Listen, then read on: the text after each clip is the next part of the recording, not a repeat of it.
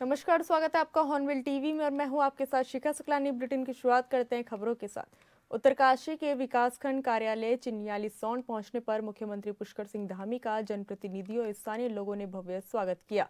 वहीं सीएम ने जन जन की सरकार जन जन के द्वार कार्यक्रम में शिरकत की और अलग अलग विभागों के लगे स्टॉलों का अवलोकन भी किया। इस दौरान सीएम ने अधिकारियों से जनता की शिकायतों का और समस्याओं के निस्तारण पर फीडबैक लिया।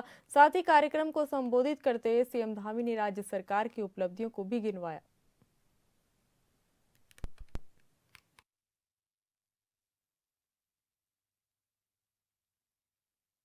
हम चौथी दुनिया की सबसे बड़ी अर्थव्यवस्था आज हम बन गए हैं। उन्होंने विकसित भारत का संकल्प लिया है कि 2047 में भारत विकसित भारत बनेगा और 2047 में विकसित भारत बनेगा तो उत्तराखंड भी उसमें अपना योगदान देगा, महत्वपूर्ण रूप से योगदान देगा। और मैं जब भी विकसित भारत की बात को करता हूं, हमारे प्रधानमंत्री मोदी जी के उस उद्घोष को जब भी स्मरण करता हूं जो उन्होंने बाबा केदार के धाम में किया कि ये दशक उत्तराखंड का होगा। इस दशक को बनाने का काम, उसमें अग्रदूत का काम, सबसे आगे ध्वज लेकर चलने वाला काम अगर कोई करने वाली है तो हमारी मातृशक्ति, मेरी बहनें, मेरी माताएं करने वाली हैं। क्योंकि उनके द्वारा जो उत्पाद अभी मेरी बहनें कह रही थी, हमने तय किया है कि उनके उत्पादों को देश के अंदर ही नहीं बल्कि दुनिया के अंदर पहचान मिले।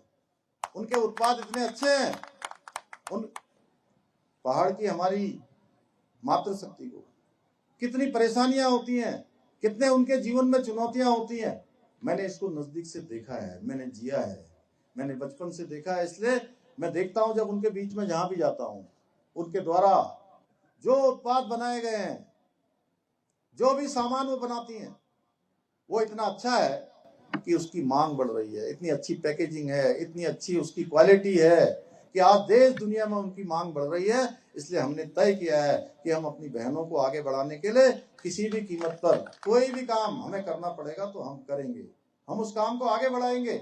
और इसका परिणाम हो रहा है कि आज राज्य के अंदर 2 लाख से ज्यादा बहनें हमारी लखपति दीदी बन गई हैं और हमारी बहनों के द्वारा हम सशक्त उत्तराखंड बनाएंगे, आत्मनिर्भर भारत के देश आत्मनिर्भर भारत में अपना योगदान देंगे और साथ ही विकसित भारत के संकल्प को पूरा करने में भी हम अपना योगदान देंगे। तो मैं आप सबका बहुत धन्यवाद करता हूं कि आप इतनी बड़ी संख्या में आए हैं। मैं आप सबको शुभकामनाएं भी देता हूं। बहुत सारे एप्लीकेशन मुझे यहाँ पर दिए गए हैं, हमारे सभी पदाधिकारियों ने दिए हैं, सभी जनप्रतिनिधियों ने, माननीय विधायक जी ने भी दिया है, अन्य गणों ने भी दिया है। मैं सभी को अपने साथ लेकर जा रहा हूं। लेकिन एक बात जो वहां से उन्होंने सरकारी अस्पताल के बारे में कहा है, चीफ सेक्रेटरी साहब, मुझे लगता है कि ये बड़ा स्थान है, इसका उच्चीकरण यहाँ पर उच्चीकरण होना चाहिए। और महाविद्यालय की बात आप लोग कर रहे हैं तो दोनों चीजों को उसको सम्मिलित करेंगे। उत्तराखंड विधानसभा का बजट सत्र 9 से 13 मार्च तक ग्रीष्मकालीन राजधानी गैरसैंण में आयोजित होगा, जिसको लेकर तैयारियां की जा रही है। वहीं बीजेपी विधायक विनोद चमोली ने बजट सत्र को लेकर हॉर्नबिल टीवी से बातचीत की। उन्होंने कहा कि इस बार का बजट खास होगा, जिसके लिए सभी वर्गों से सुझाव भी लिए गए हैं। बीजेपी विधायक विनोद चमोली जी हमारे साथ मौजूद हैं। सर, बजट सत्र की शुरुआत हो रही है 9 मार्च से। किस तरह का सत्र इस बार का अनुमान आप लगा रहे हैं रहेगा, और क्योंकि बजट सत्र है तो क्या लग रहा है उत्तराखंड के लिहाज से क्या असर होना भी चाहिए? देखिए, ये इस टेन्योर का जो 5 साल का टेन्योर है उसका लास्ट बजट है और मैं समझता हूँ कि बहुत सारे जो काम है उत्तराखंड में, विकास के काम हैं, बहुत सारी हमारी जो योजनाएं हैं उसका समायोजन इस बजट में कर दिया गया है। तो बहुत ही बेहतर बजट इस समय आने वाला है। हमारी चिंता सिर्फ ये है कि कांग्रेस बजट पर चर्चा ठीक प्रकार से करे और सत्र चलने दे, क्योंकि देखने में आया है कि कांग्रेस ने हमेशा सत्र को बाधित किया है, प्रभावित किया है और सत्र ठीक प्रकार से चल नहीं पाया, जिसके कारण जो प्रदेश की ज्वलंत समस्याएं उन पर चर्चा ठीक प्रकार से नहीं हो पाई। और पिछली बार तो वहाँ उन्होंने तोड़फोड़ तक के अमर्यादित उनका व्यवहार रहा। तो मुझे उम्मीद है कि कांग्रेस इस बार सत्र चलने देगी और ये बजट सत्र उत्तराखंड के लिए एक मार्गदर्शक बजट साबित होगा। सर क्या लग रहा है किस किस तरह के प्रस्ताव इस दौरान आ भी सकते हैं क्योंकि पर्यटक क्षेत्र भी है अपना और किसानों की भी टकटकी लगी हुई है इस बजट पर कि उनके लिए भी कुछ खास हो। इस बजट में आपको क्या लगता है क्या होना भी चाहिए? देखिए, अवस्थापना सुविधाओं को लेकर इस बजट में प्रावधान होंगे, क्योंकि जिस तरह पर्यटक बढ़ रहा है और पहाड़ों पर आ रहा है, तो उसको लेकर हमारी भी चिंताएं बढ़ी हुई हैं, ताकि उनको हम बेहतर सुविधाएं दे सकें, एक सुलभ यात्रा उनकी रह सके। तो उसका इसमें प्रावधान रहेगा। कृषकों पर हमारा विशेष फोकस है कि हमारे छोटे मंझोले किसान हैं उनको लाभ मिले, उस पर भी हम लोग काम करेंगे। और इसमें जो हमारा स्वास्थ्य है, शिक्षा है, लगभग हर क्षेत्र में हम बढ़ चढ़ कर इस पर बजट में हमने प्रावधान किए हैं। और पहले से बड़े साइज़ का ये बजट आने वाला है, जो अपने आप में जो मैं समझता हूँ। तो कुल मिला के बजट उत्तराखंड के लिए बेहतर साबित होने वाला है। सर कानून व्यवस्था को लेकर के लगातार विपक्ष आप लोगों को घेरने का काम कर रहा है। हाल फिलहाल में बड़ी रैली भी की थी और ये भी उम्मीद है कि इस बार विधानसभा सत्र के दौरान भी इन्हीं मुद्दों को उठाने का काम भी विपक्ष करेगा। क्या लग रहा है कि इसको लेकर किस तरह से आप लोग भी अपना पक्ष रखेंगे? नहीं, चर्चा करेंगे। विपक्ष बात कहेगा, हम भी अपनी बात कहेंगे, क्योंकि हमने पुलिसिंग को चाक चौबंद करने के लिए हम लोगों ने कई कदम उठाए हैं। वो उसका भी हम जानकारी सत्र में देंगे। उसके साथ साथ जो जो अपराध घटित हुए हैं, उन अपराधों का खुलासा हुआ है बाकायदा, अपराधी पकड़े गए हैं, जेलों में बंद हैं, तो वो भी हम लोगों ने किया है। तो कुल मिला के कोई विषय आएगा तो उसका जवाब दिया जाएगा। सर सत्यापन अभियान भी क्योंकि अब चलने शुरू हो गए हैं हाल फिलहाल के जो इतनी घटनाएं हुई उसके बाद किस रूप में आप देखते हैं क्योंकि इतने सत्यापन अभियान जो चलाए जा रहे हैं लेकिन बावजूद इसके क्राइम बढ़ा। नहीं, सत्यापन चला है और अभी और तेज़ी से उसको आगे बढ़ा रहे हैं, उसका स्तर भी बढ़ा रहे हैं, व्यापक कर रहे हैं उसको। और इसके साथ साथ जो परिवार रजिस्टर की हमने बात की है, वो उत्तराखंड में देवभूमि परिवार रजिस्टर की जो बात हुई है, वो बहुत की रोल निभाएगा इस पूरे आगे की जो डेमोग्राफी चेंज के मामले में। तो हमारा लगातार ये कहना है कि यहाँ की डेमोग्राफी बदल रही है, जिसके कारण एक क्राइम भी बढ़ रहा है। और जब हम डेमोग्राफी पर चर्चा करते हैं तो कांग्रेस हमेशा जो है ऐसे लोगों के पक्ष में खड़ी हो जाती है जो अपराध करते हैं। तो ये एक बड़ी समस्या है उत्तराखंड की, कि कांग्रेस सिर्फ राजनीति करना चाहती है, समस्याओं का समाधान नहीं करना चाहती। इस बार देखते हैं सत्र में उनका क्या व्यवहार रहता है। सर क्योंकि चारधाम यात्रा भी जल्दी शुरू हो जाएगी उसके लिए भी डेट्स आ गई हैं उसको किस रूप में देख रहे हैं आप और पर्यटकों की सुविधाओं के लिए क्या कुछ कर रही है राज्य सरकार? देखिए, सरकार अपनी तरफ से तैयारियों में लगी हुई है और अभी हमको तो अगला कुंभ भी करना है, तो हम उस तैयारी में हैं। और आपने देखा पिछली बार भी हुआ है, बेहतर व्यवस्थाएं थी, बेहतर सुविधाएं थी, यात्री आए, उन्होंने अप्रिशिएट किया। आगे भी संभव तो उससे बेहतर होगा। हेली सेवा क्योंकि इस समय चलती है और एक देखा जाता है कि हर बार विवादों में भी रहती है कई लोगों की जान चल जाती है हेली सेवाओं में। इस बार कैसे बेहतर करेंगे? नहीं, देखिए, हेली सेवा दुर्घटनाएं घटती हैं, ऐसा नहीं कि कोई हमारे यही हो रहा है, दुर्घटनाएं होती हैं, लेकिन हमारा प्रयास रहता है कि दुर्घटनाएं न हो और बेहतर यात्रा लोग सुविधाएं उसका हम उनको उपलब्ध करा पाएँ और लोगों की यात्रा सुलभ हो, सुरक्षित हो। धन्यवाद सर हमसे बातचीत करने के लिए। विनोद चमोली जी हमारे साथ है जो कि तमाम विषयों पर हमारे साथ बातचीत कर रहे थे। हॉर्नबिल टीवी के लिए देहरादून से विशाल। यूजीसी से जुड़े मुद्दे को लेकर बीजेपी विधायक विनोद चमोली ने कहा कि यूजीसी से जुड़ा विषय नीतिगत और कानूनी प्रक्रिया के अंतर्गत आता है और इसे अनावश्यक रूप से राजनीतिक रूप नहीं देना चाहिए। चमोली ने कहा कि भारतीय जनता पार्टी संत समाज का सम्मान करती है, लेकिन किसी भी निर्णय को संवैधानिक प्रावधानों और न्यायालय के निर्देशों के अनुरूप ही देखा जाएगा। उन्होंने स्पष्ट किया कि सरकार संवाद के लिए तैयार है, पर व्यवस्था कानून के दायरे में रहकर ही आगे बढ़ेगी।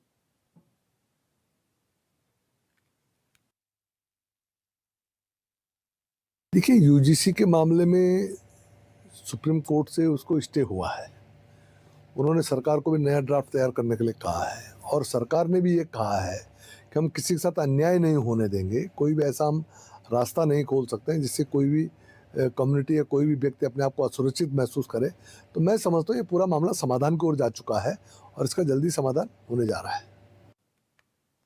अभियान अपने अंतिम चरण में है और फिलहाल ग्रामीण क्षेत्रों में जिला पंचायत स्तर तक संचालित किया जा रहा है। उन्होंने कहा कि कुछ जनपदों में तय लक्ष्य तक पूरे नहीं पहुंच बन पाई, इसलिए अभियान की अवधि बढ़ाई जा रही है ताकि हर पात्र व्यक्ति तक योजनाओं का लाभ पहुंच सके।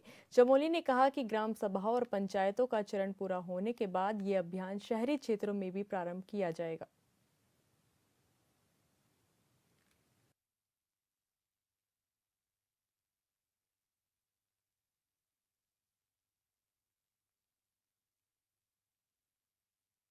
सरकार जनता के द्वार जन जन की सरकार, ये अभियान इस समय अंतिम चरण में है और ग्रामीण क्षेत्रों में अभी तक जिला पंचायत स्तर पर ये चल रहा है और लगभग समाप्ति पर है। लेकिन जो मेरी जानकारी है अभी इसकी अवधि बढ़ेगी, क्योंकि कुछ ऐसे डिस्ट्रिक्ट हमारे हैं जहाँ अभी तक ये वो जो हमने तय किया था जहाँ तक पहुँचना है वो पूरा नहीं हो पाया, तो इसकी अवधि बढ़ेगी। और इसके बाद जैसे ही हमारा ये ग्राम सभाओं का, जिला पंचायत का ये काम पूरा हो जाएगा पंचायतों का, उसके बाद हम शहरों में भी इसको प्रारंभ करने जा रहे हैं।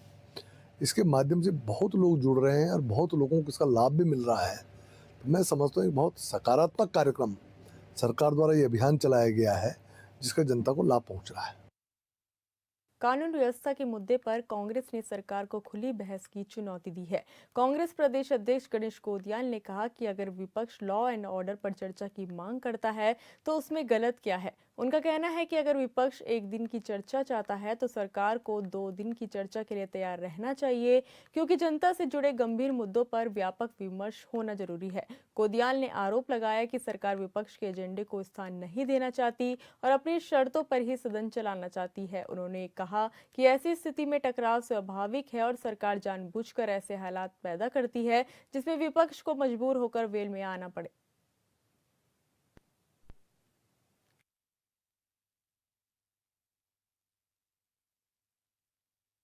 है अगर कांग्रेस कहेगी कि लॉ एंड ऑर्डर पर चर्चा करो तो क्या गलत है? उनको स्वीकार करना चाहिए। मैं कह रहा हूं अगर हम होंगे तो हम इस बात को इस तरह करेंगे कि ठीक है, आप लॉ एंड ऑर्डर पर चर्चा करना चाहते हैं, कितना करना चाहते हैं। अगर विपक्ष कहे कि 1 दिन करना चाहते हैं तो हम कहेंगे कि 2 दिन करिए, 1 दिन नहीं 2 दिन करिए, क्या दिक्कत है। पर विपक्ष कहेगा कि हम लॉ एंड ऑर्डर पर चर्चा करना चाहते हैं, सरकार कहेगी कि नहीं हम नहीं करना चाहते हैं, हमारे एजेंडे पर करिए, तो ऐसा नहीं चलेगा ना। विपक्ष के भी एजेंडे को स्थान देना पड़ेगा। और अगर वो कहेंगे नहीं हमारे एजेंडे पे करो तो फिर घपलाई तो होना है, और क्या होना है, और क्या कर सकता है आदमी। तो सरकार ऐसी स्थितियां पैदा करती है कि विपक्ष को मजबूर होकर बेल में आना पड़ता है। ऐसी स्थितियां सरकार पैदा करती है। देहरादून में कांग्रेस का राजभवन कूच सफल होने के बाद बीजेपी की ओर से कई बातें की जा रही है। कैबिनेट मंत्री गणेश जोशी ने कहा कि सहारनपुर से भीड़ लाकर कांग्रेस देहरादून में प्रदर्शन कर रही है। इस बयान पर कांग्रेस के प्रदेश महामंत्री राजेंद्र शाह ने उन्हें खरी खोटी सुनाते हुए कहा कि एक ऐसा व्यक्ति जो आय से ज्यादा संपत्ति के मामले में आरोपी है, कोर्ट ने बाकायदा सरकार से परमिशन मांगी है लेकिन अभी तक कोई कार्रवाई नहीं हो पाई।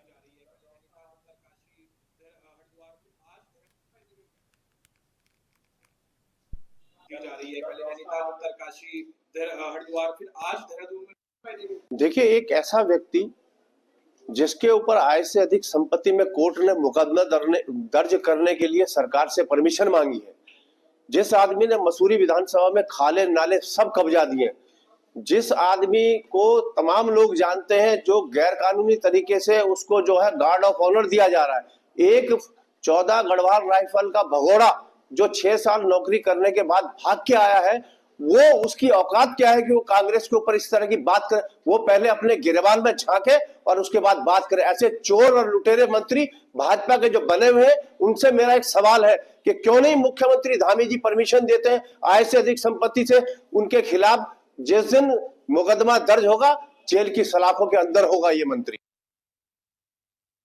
देहरादून स्थित दून अस्पताल के चिकित्सा अधीक्षक डॉक्टर रविंद्र सिंह ने कहा कि अस्पताल में प्रसूति विभाग पर लगातार दबाव बढ़ रहा है। उन्होंने कहा कि किसी भी समय लगभग 100 से ज्यादा मरीज भर्ती रहते हैं और वर्कलोड के अनुसार प्रतिदिन करीब 50 डिलीवरी हो रही है, जिसमें लगभग 15 सीरेजिन सेक्शन शामिल होते हैं। डिलीवरी के बाद जच्चा और बच्चा दोनों को कम से कम 2 घंटे ऑब्जर्वेशन में रखना अनिवार्य होता है, जबकि किसी भी प्रकार की जटिलता होने पर ये 4 से 8 घंटे तक बढ़ाई जाती है। उन्होंने स्पष्ट किया कि पोस्ट ऑपरेशन एरिया में मरीजों को रोकना मजबूरी है, क्योंकि मां और नवजात की सुरक्षा सर्वोच्च प्राथमिकता है। विभाग अध्यक्ष से हुई चर्चा का हवाला देते हुए उन्होंने कहा कि बढ़ते लोड के बावजूद हर मरीज को व्यक्तिगत रूप से मॉनिटर किया जा रहा है।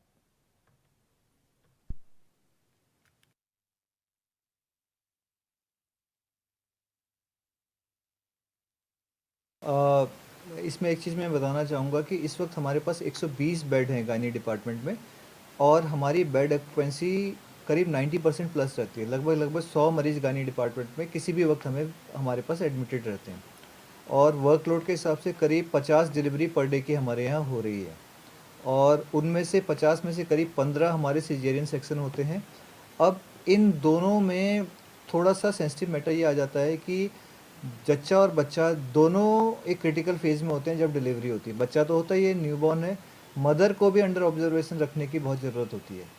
तो जो ऑब्जर्वेशन वाला फेज़ होता है वो हमारा कम से कम 2 घंटे का होता है और एक्सटेंड होता है इंडिविजुअल को देखते हुए। किसी में कोई कॉम्प्लिकेशन हो जाए तो उसमें अकॉर्डिंगली ऑब्जर्वेशन आवर डॉक्टर की सेटिस्फेक्शन के लिमिट के हिसाब से 4, 6, 7, 8 घंटे तक वो एक्सटेंड किया जाता है।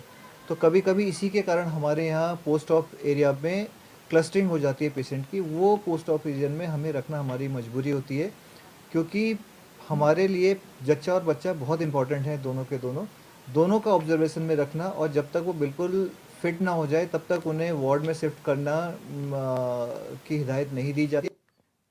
कांवड़ यात्रा के समापन के बाद धर्मनगरी हरिद्वार में व्यापक सफाई अभियान लगातार जारी है। 16 तारीख को यात्रा समाप्त होने के तुरंत बाद से ही प्रशासन सक्रिय हो गया और सभी प्रमुख घाटों, मार्गों और आसपास के क्षेत्रों में विशेष सफाई अभियान शुरू कर दिया गया।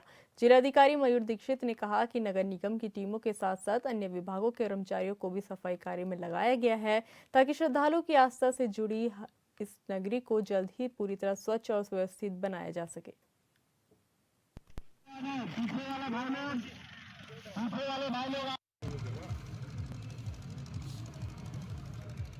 जैसा आप जान रहे हैं कि हमारे पूरे जनपद में पिछले 3 महीने से सफाई अभियान चल रहा है, और अभी रिसेंटली जो शारदीय कांवड़ यात्रा समाप्त हुई उसके बाद पुनः हमें आवश्यकता प्रतीत हुई है इस अभियान को पुनः गति देने की। अभी अभियान हमने जब कांवड़ यात्रा खत्म हुई 16 फरवरी के आसपास, उसके बाद से पुनः सभी लोगों को सहभागिता के साथ एक अभियान चलाया जा रहा है। कुछ जगह अभी भी हमने देखा है कि कहीं घाट के आसपास या कहीं मंदिरों के आसपास अभी भी सफाई की काफ़ी आवश्यकता है, उसको भी टेकअप कर रहे हैं और आगे कोशिश ये कर रहे हैं कि लोग इसको अपनी आदत में डालें। और साथ ही आने वाले श्रद्धालुओं पर्यटकों से भी अनुरोध करते हैं कि वो माँ गंगा की जो पवित्रता है और उसके साथ ही वहाँ साफ सफाई रखने में हमारे यहाँ सहयोग करें। हरिद्वार में साधु संतों ने यूजीसी के विरोध में जुलूस निकाला और सरकार के कानून को वापस लेने की मांग की। स्वामी यति नरसिंहानंद ने तो यहां तक कह दिया कि अगर कानून खत्म नहीं होगा तो सनातन धर्म समाप्त हो जाएगा। हल्द्वानी में भी इसका विरोध हो रहा है। स्वर्ण शक्ति संगठन ने 21 फरवरी को हल्द्वानी के रामलीला ग्राउंड में से एक विशाल रैली की घोषणा की है।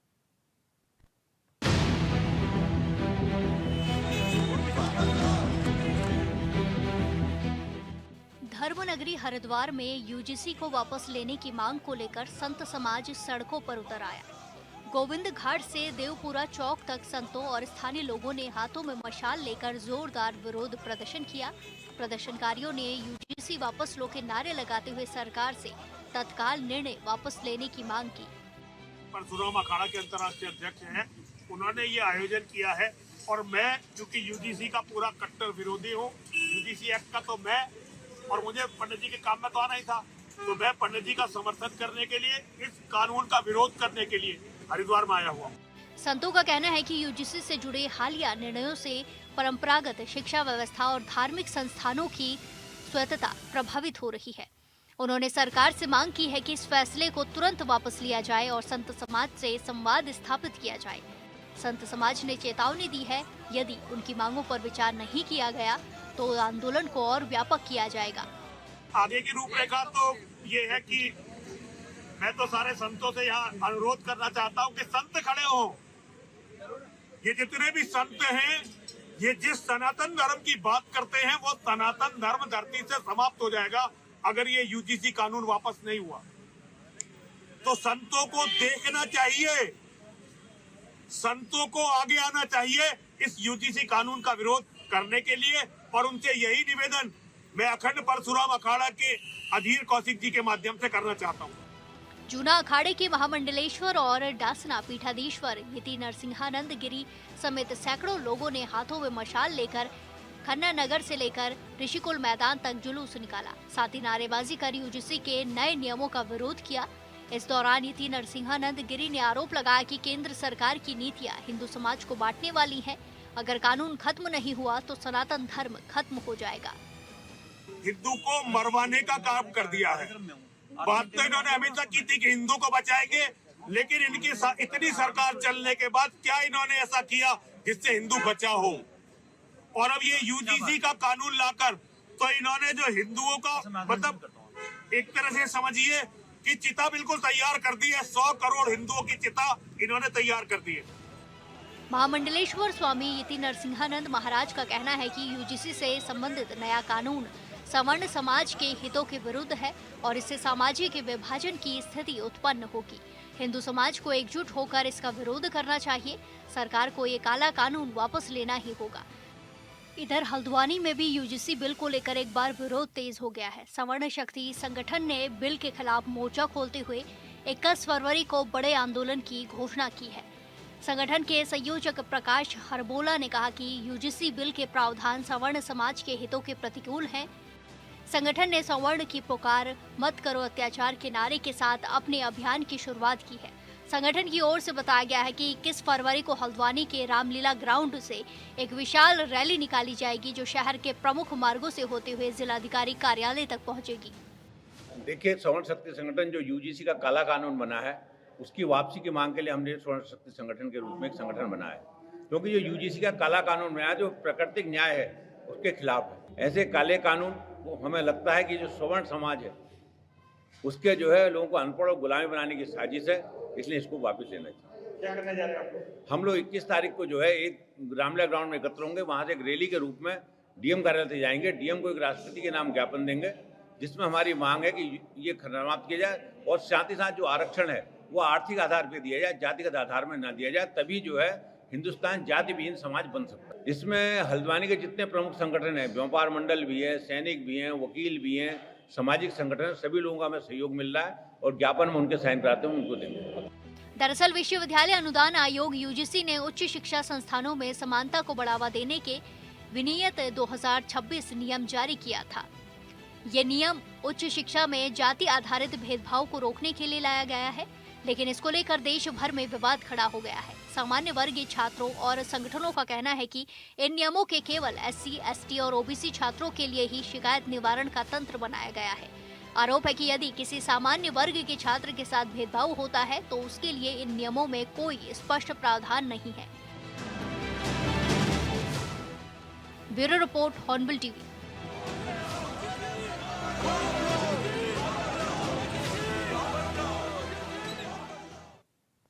फिलहाल इस बुलेटिन में इतना ही। आप देखते रहिए हॉर्नबिल टीवी। नमस्कार।